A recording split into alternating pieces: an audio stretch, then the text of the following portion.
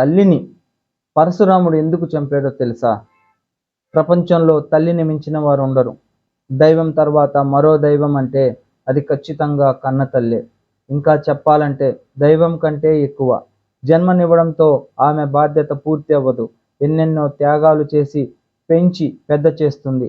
అందుకే ఏమిచ్చినా తల్లి రుణం తీర్చుకోలేము అంటారు. అలాంటిది పరశురాముడు కన్న తల్లిని గొడ్డలితో అడ్డంగా నరికేశాడు. పరశురాముడికి మానవత్వం లేదా? కసాయివాడా? తల్లిని ఎందుకు చంపాడు? దాని వెనుక ఉన్న కథ ఏమిటో ఇప్పుడు చూద్దాం. జమదగ్ని గొప్ప తపస్వి.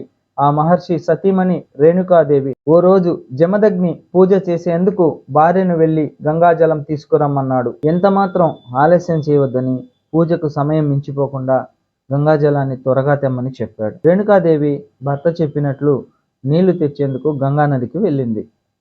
గంగమ్మకు నమస్కరించి కళ్ళు తెరిచేసరికి గంధర్వులు కనిపించారు. రేణుక ఆశ్చర్యానికి అంతులేదు.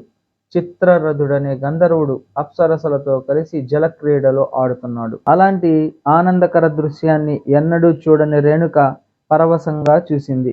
కొద్దిసేపు అలా గంధర్వులను చూసిన రేణుక భర్త కోపావేశాలు గుర్తొచ్చి ఉలిక్కిపడి తాను తెచ్చిన పాత్రను గంగలో ముంచి ఉదకాన్ని తీసుకుంది. భయంతో గుండె కొట్టుకుంటూ ఉండగా వేగంగా ఆశ్రమం చేరింది. వణుకుతున్న చేతులతో గంగాజలాన్ని భర్త ఎదుట ఉన్న పూజా సామాగ్రి దగ్గర ఉంచింది. జమదగ్ని దివ్య దృష్టితో చూడనే చూశాడు. భార్య ఆలస్యంగా రావడానికి కారణం తెలియగానే ఆగ్రహంతో దహించుకుపోయాడు.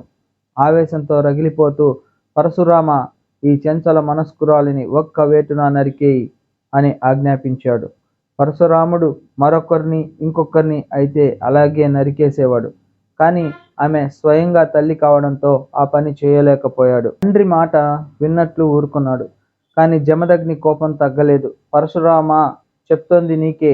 వెంటనే పరశువు గొడ్డలి తీసుకో, మీ అమ్మని సోదరుల్ని కూడా నరుకు, ఇది నా ఆజ్ఞ అన్నాడు. పరశురాముడికి తండ్రి తపశ్శక్తి తెలుసు కనుక ఇక లేచాడు.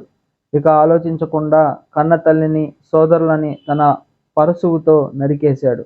జమదగ్ని సంతోషానికి అవధులు లేవు. కొడుకు తన ఆజ్ఞను శిరసావహించాడు.